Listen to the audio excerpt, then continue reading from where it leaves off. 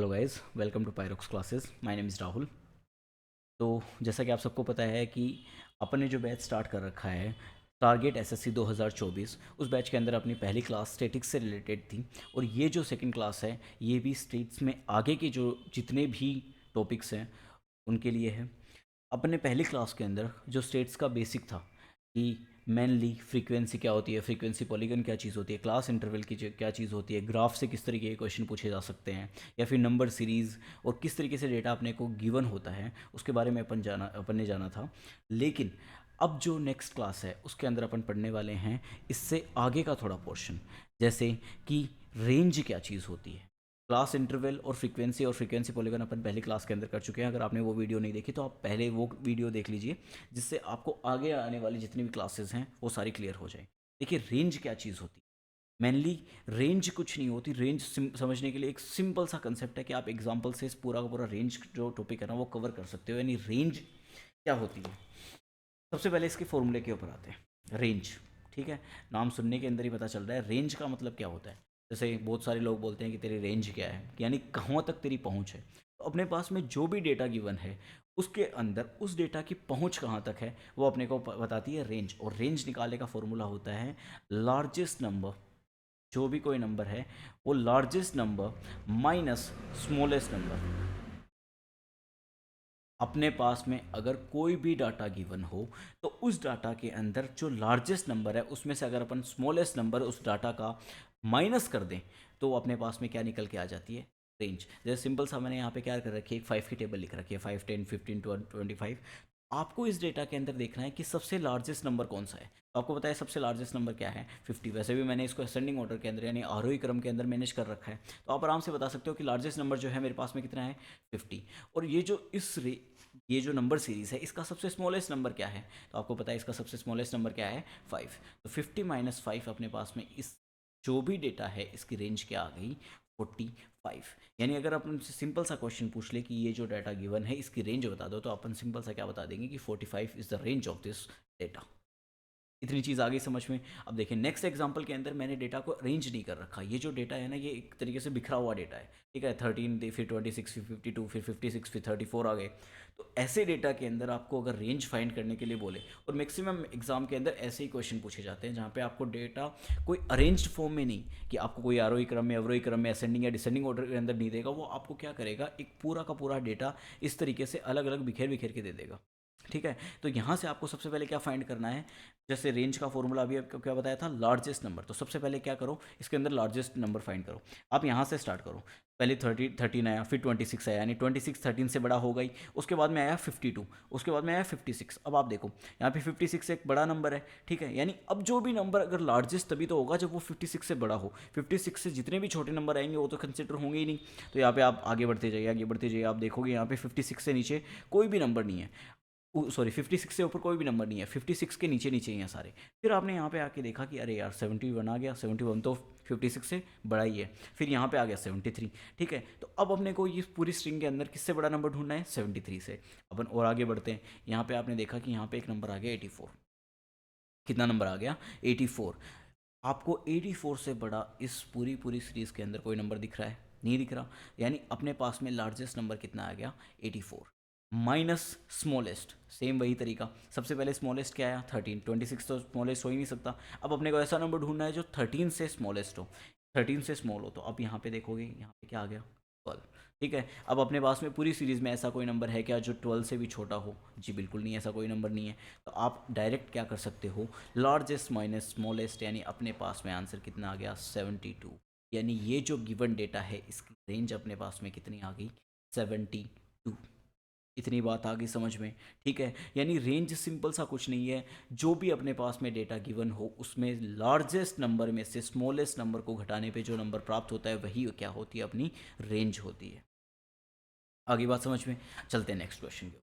अब देखिए next question क्या गिवन है कि find the range of first 10 composite numbers.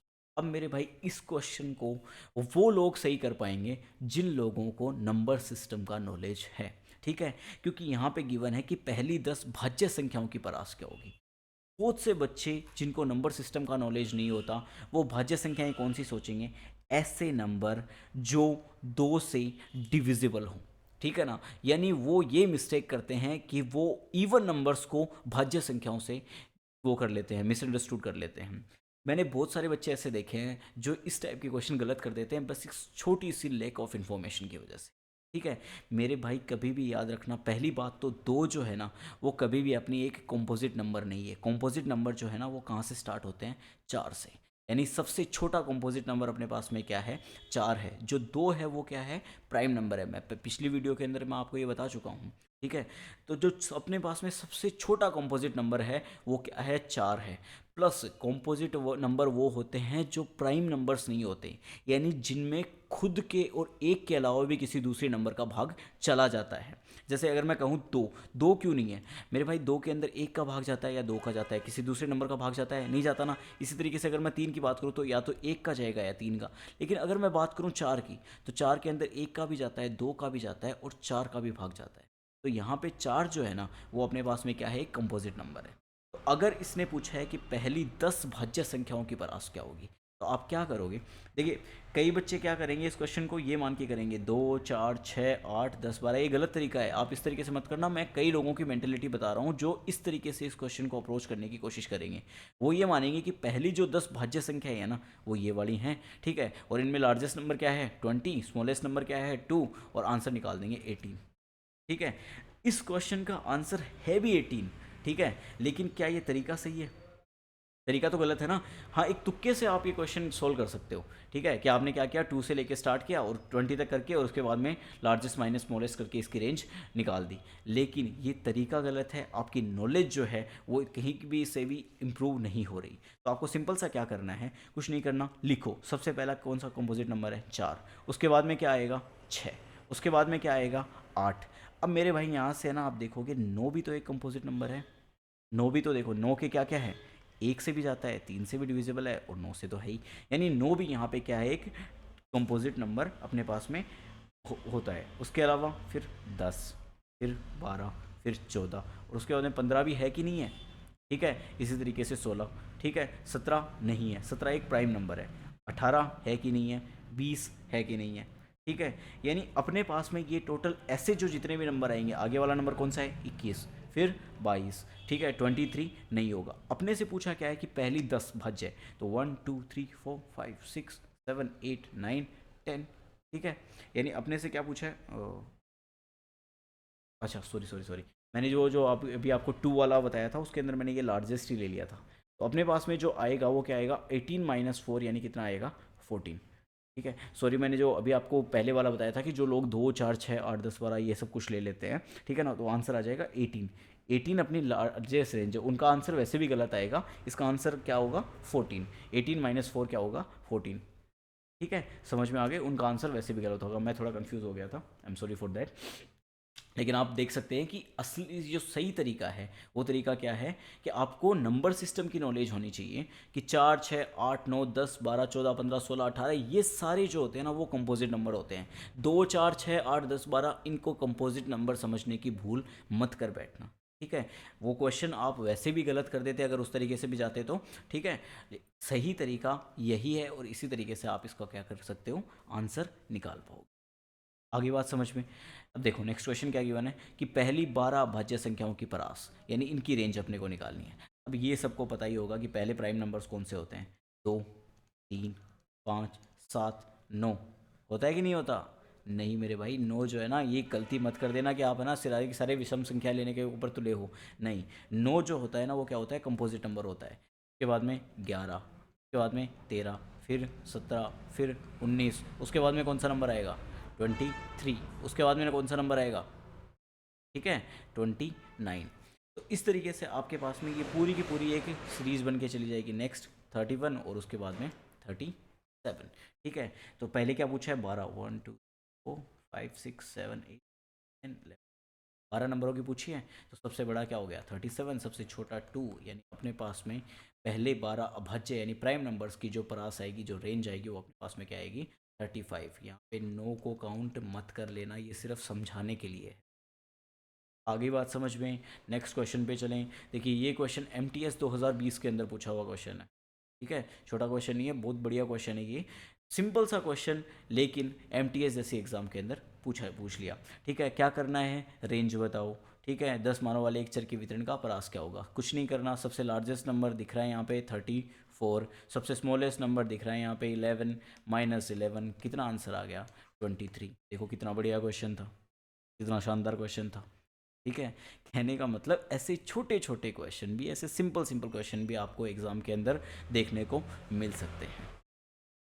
Range हो गई यहाँ पे क्लियर। रेंज में इसके अलावा मेरे हिसाब से कोई क्वेश्चन नहीं आएगा। नेक्स्ट टॉपिक आता है अपना मीन, माध्य या औसत। ठीक है, ध्यान से देखिए इस क्वेश्चन को, ध्यान से देखिए इस टॉपिक को। ठीक है ना, गौर से देखिए, वो जो बोलते हैं ना कि गौर से देखिए, इस टॉपिक से बहुत ज़्यादा क्वेश्चन आपके एग्जाम्स के अंदर पुटअप होते हैं। और कहीं ना कहीं पे अगर आपने एवरेज टॉपिक पढ़ रखा है तो आपको मीन, माध्य, औसत, जिसको भी जो बोलना है ना, वो सारा आपके लिए क्लियर हो गया। ठीक है, मैंने यहाँ पे एवरेज को हाईलाइट कर रखा है। सिंपल सा है, the average of the given data is known as mean of the data. अगर आपको एवरेज पता है डाटा का किस तरीके से निकालते हैं, तो आपको मीन निकालना ऑटोमेटिकली आ गया। क्या होता है एवरेज, क्या होता है औसत।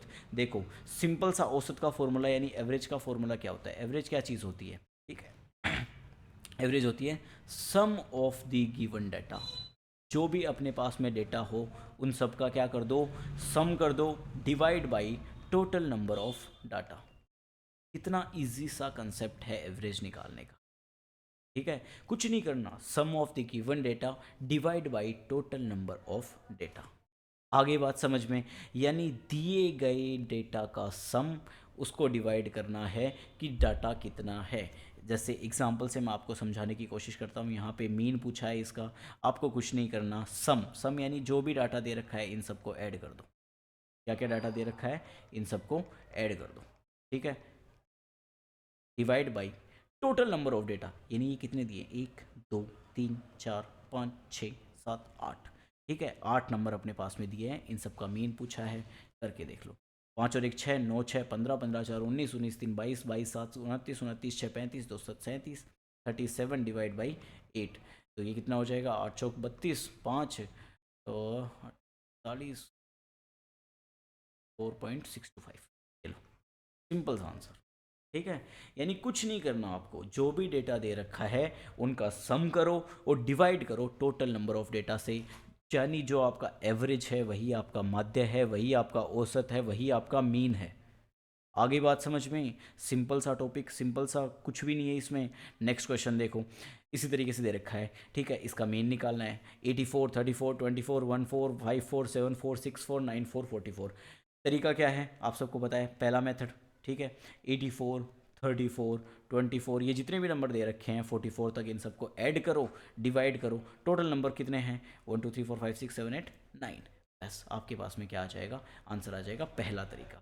लेकिन अगर मैं यहाँ पे आपको एग्जाम के अंदर आप टाइम कैसे बचा सकते हैं, अगर आप ये मैनुअल कैलकुलेटिंग यहाँ पे कैलकुलेशन करेंगे, 84 को 34 फिर 24, ऐसे मैनुअल कैलकुलेशन करेंगे, आपका कहीं ना कहीं पे थोड़ा बहुत टाइम एक्स्ट्रा लगेगा ही लगेगा।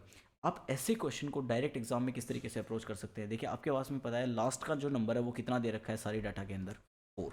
ठीक है, यानी मेरे पास में 4 कितने टाइम्स रिपीट हो रहा है, 9 टाइम्स। तो मेरे पास में जो एंड, जो 4 4 4 4 इन सबको ऐड करूंगा तो मेरे पास में कितना आएगा 36। अब आपको भी पता है 6 नीचे रख लो, 3 को क्या करना है, कैरी भेज दो। ठीक है, अब जो यहाँ पे जो डेटा है वो मुझे ऐड करना है, वो क्या है। अब गौर से इस डेटा को देखिए, 8 3 2 1, यानी ये 1 2 3 4 इस तरीके से ये सारे के सारे हैं कि नहीं है, कहाँ तक, 9 तक। तो अगर अपने पास में कोई भी डेटा ऐसे सीरीज वाइज हो, 1 2 3 4 5 6 7 8 इस तरीके से हो, तो फर्स्ट एन नेचुरल नंबर का सम कितना होता है।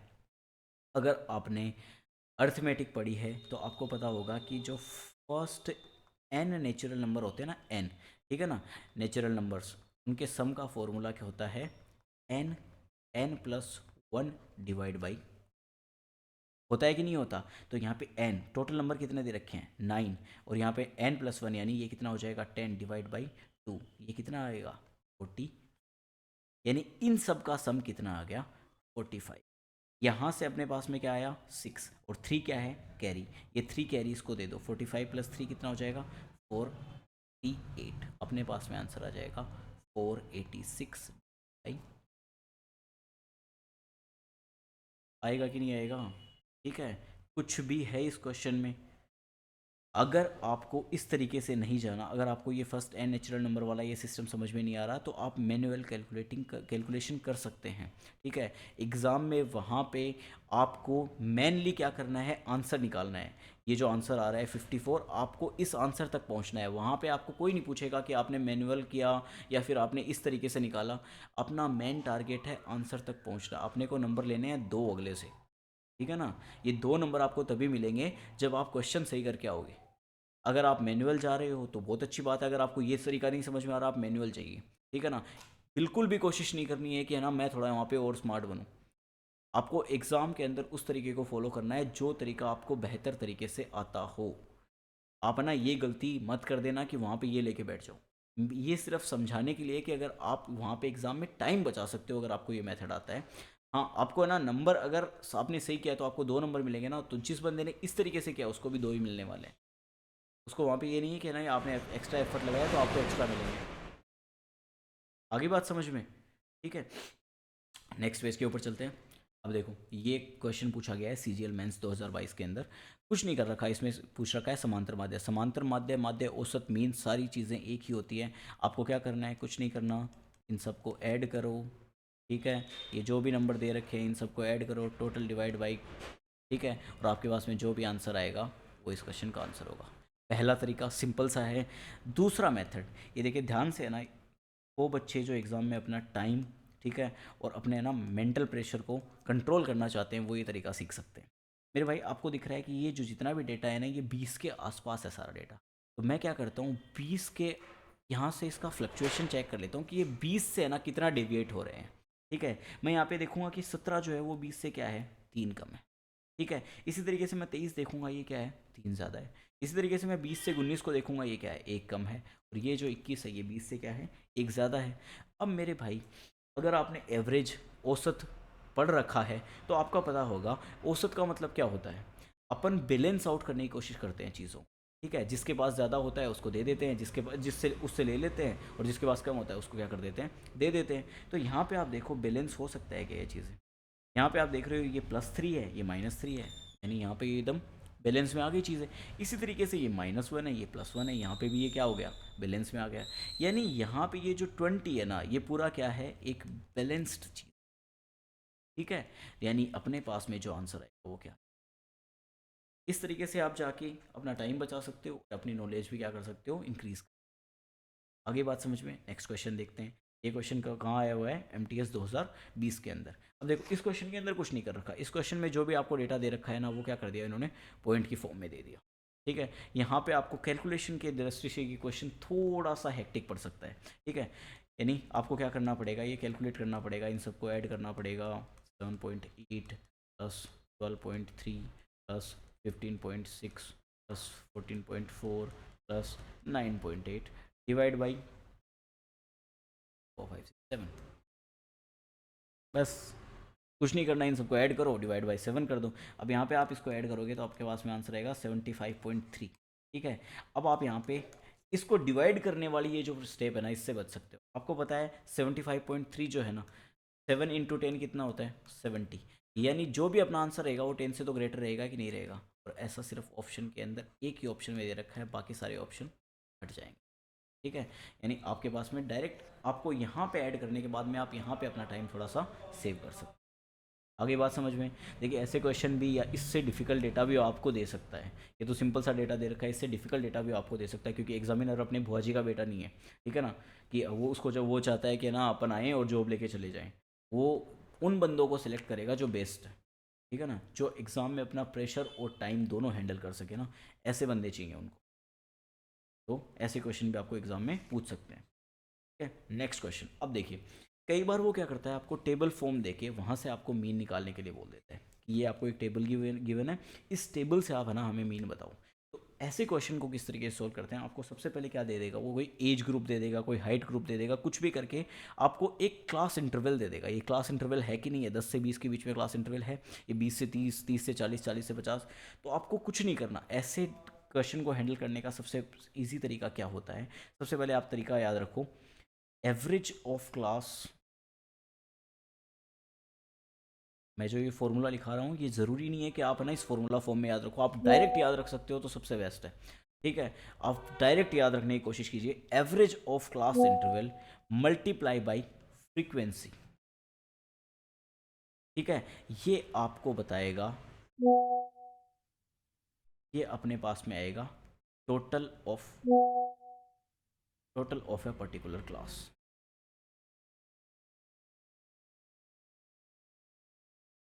पेन में कुछ मिस्टेक्स आ रही हैं। ये अपने को क्या बताएंगे, total of a particular class. ठीक है, यहाँ पे आप देखिए, सबसे पहले मैंने क्या लिखा, एवरेज ऑफ क्लास इंटरवल। ये 10 से 20 के बीच के अंदर दे रखा है। मैंने आपको पहली क्लास के अंदर ये सब चीज़ें समझाई थी कि अगर अपने को कभी भी 10 से 20 के बीच में दे दिया कि 15 लोग 10 से 20 की एज ग्रुप के बीच में हैं, तो इसका मतलब ये नहीं है कि या तो वो 10 की एज में होंगे या 20 की एज में होंगे। 10 से लेके 20 की एज में जितने भी नंबर आते हैं ना, ये 15 लोग उनमें से कोई भी हो सकते हैं। यानी वो कोई 15 में से 7 लोग 11 की एज के भी हो सकते हैं, 2 लोग मान लिया 13 की एज के हो गए। ठीक है, तो ये जितने भी 10 से 20 के बीच में जितनी भी एज है ना, वो सारे के सारे यहाँ पे काउंट हो जाएंगे। ठीक है, आपको सबसे पहले क्या कर लेना है, एवरेज ऑफ क्लास इंटरवल। अब मुझे ये बताइए एवरेज ऑफ क्लास इंटरवल कैसे लेंगे। आपको गिवन है 10 से और 20 के बीच में, इन दोनों का एवरेज अगर मैं पूछूँ 10 और 20 का एवरेज कितना होता है, आपको पता है इनका एवरेज होता है 15। अगर आपको फिर भी डाउट है, नहीं निकालना आता, तो आपको कुछ नहीं करना, ये जो दोनों क्लास इंटरवल दे रखी है ना, इन दोनों को ऐड करो, डिवाइड कर दो 2 से, आपके पास में ऑटोमेटिकली क्या निकल के आ जाएगा, एवरेज। ठीक है, और अगर आप में ज़रा सी भी समझ है तो आप देख सकते हो 10 और 20 के बीच में 15 ऐसा नंबर है जो दोनों से 10 से 5 ज़्यादा है, 20 से 5 कम है। ठीक है, यानी दोनों को बैलेंस कर रहा है, वो नंबर कौन सा है, 15। इसी तरीके से 20 और 30 के बीच में कौन सा आ गया, 25। 30 और 40 के बीच में क्या आ गया, 35। 40 और 50 के बीच में क्या आ गया, 45। 50 और 60 के बीच में, सॉरी फॉर देट, 50 और 60 के बीच में क्या आ गया, 55। ठीक है, इतनी चीज़ आ गई समझ में। अब आपको क्या करना है, ये जो डाटा दे रखा है total, average of class interval को मल्टीप्लाई किससे करना है, फ्रीक्वेंसी से। ये अपने पास में निकल के आएगी इस एज ग्रुप की, ये जो एज ग्रुप दिख रहा है ना, इसकी टोटल वैल्यू। यानी मुझे क्या करना है, 15 मल्टीप्लाई बाई 15, ये मेरी इस पूरे एज ग्रुप की क्या निकल के आएगी, टोटल वैल्यू। और अपने को क्या चाहिए होता है, सम ऑफ डेटा ही तो चाहिए होता है, तो ये टोटल की निकल के आएगा 15 गुणा 15। इसी तरीके से सम करना है इसको नेक्स्ट एज ग्रुप की age of class interval, sorry average of class interval, और मल्टीप्लाई बाई फ्रीक्वेंसी, यानी 25 गुना 20। नेक्स्ट इसी तरीके से 35 मल्टीप्लाई बाई 25, इसी तरीके से 45 मल्टीप्लाई बाई 20। ठीक है, प्लस 55 मल्टीप्लाई बाई 10।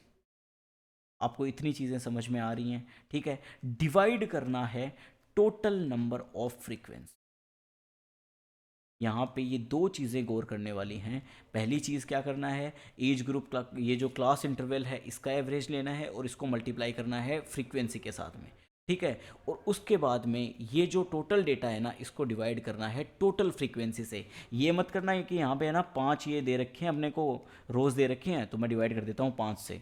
अरे मेरे भाई, यहाँ पे 5 लोग थोड़ी हैं, यहाँ पे देखो कितने सारे लोग हैं, फ्रीक्वेंसी कितनी ज़्यादा है। तो आपको यहाँ पे क्या करना है, इससे डिवाइड मत कर देना, आपको क्या करना है, टोटल जो फ्रीक्वेंसी है ना उनको ऐड करके उस फ्रीक्वेंसी से इसको क्या करना है, डिवाइड करना है।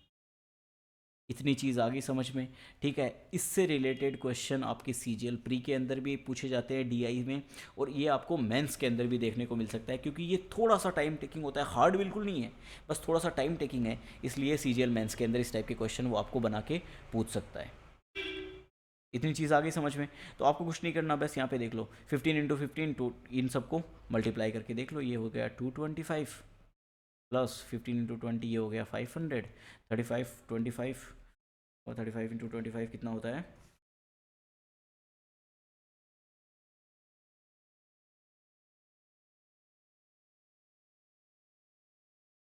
875।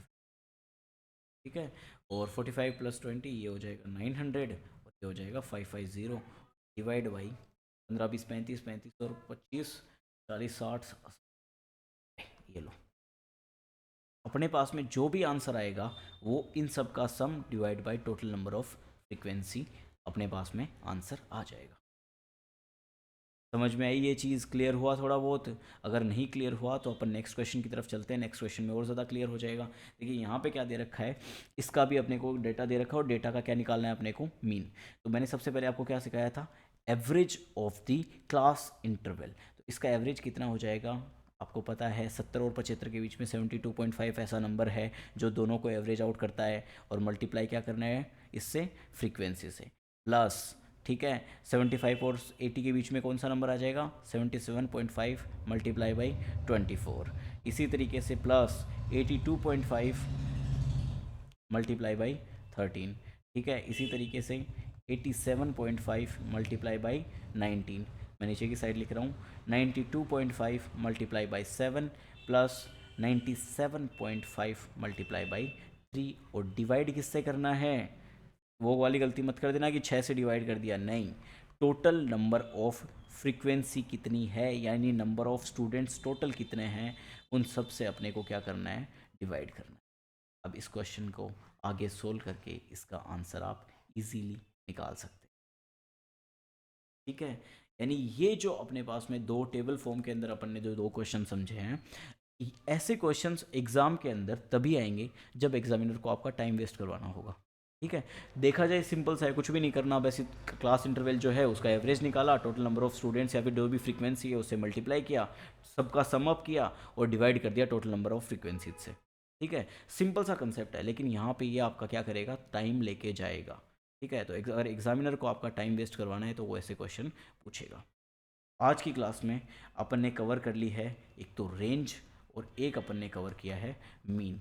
ये दोनों ही टॉपिक आपने जैसा देखा एमटीएस के एग्ज़ाम में, सीजीएल के एग्ज़ाम में पूछे जाते हैं। तो ऐसे छोटे छोटे या फिर कोई क्वेश्चन जो आपको टाइम टेकिंग वाले हैं वो आपको एग्ज़ामिनर बना के दे सकता है। यहाँ पे इस वीडियो के अंदर इतना ही। नेक्स्ट लेक्चर के अंदर अपन मीडियन जो है उसको कवर करेंगे। तब तक टेक केयर, बाय बाय, अपना और अपनों का ख्याल रखिए, and please like, share and subscribe my YouTube channel, so that कि हम और ज़्यादा बच्चों से कनेक्ट कर पाएँ, और जिनको रियल में, जिनको सच में तैयारी करनी है, सीरियस होकर पढ़ना चाहते हैं, वो हमारे चैनल के साथ में जुड़ पाएँ, और ये जितने भी वीडियोज़ हैं उन सब का लाभ ले पाएँ। के लिए आपको थोड़ी बहुत हेल्प करनी पड़ेगी। Thank you so much for watching this video. मिलते हैं नेक्स्ट वीडियो।